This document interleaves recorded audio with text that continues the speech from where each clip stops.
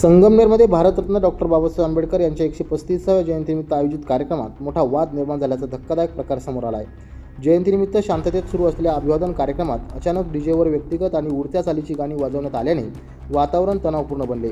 या प्रकारामुळे उपस्थित नागरिक आणि कार्यकर्त्यांमध्ये संतापाची लाट उसळली।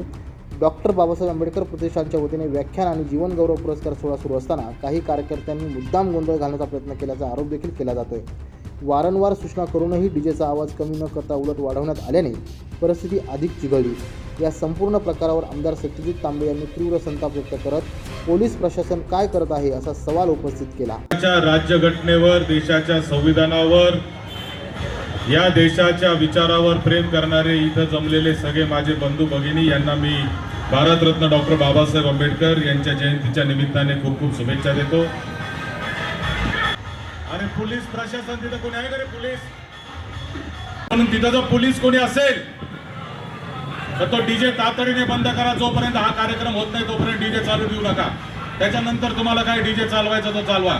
दरम्यान काही वेळ डीजे बंद केल्यानंतर पुन्हा सुरू करण्यात आल्याने वाद आणखी वाढला।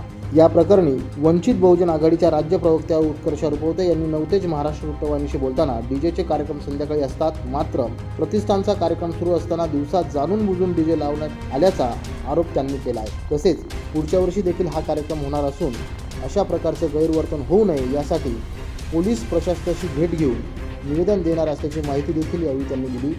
एकूणच या घटनेमुळे काही काळ तणावाचे वातावरण निर्माण झाले तर परिसरात वाहतूक कोंडी देखील निर्माण झाली होती। यामुळे प्रशासनाची देखील मोठी धावपळ उडाल्याचे चित्र पाहायला मिळालं। दरम्यान या प्रकरणाचा संगमनेर तालुक्यासह राज्यभरातून तीव्र निषेध व्यक्त होत असून सामाजिक सलोखा बिघडवणाऱ्यांवर कठोर कारवाईची मागणी स्थानिक नागरिकांकडून केली जाते। नवतेज महाराष्ट्रासाठी प्रतिनिधी अमोल वाघमोडे, संगमनेर।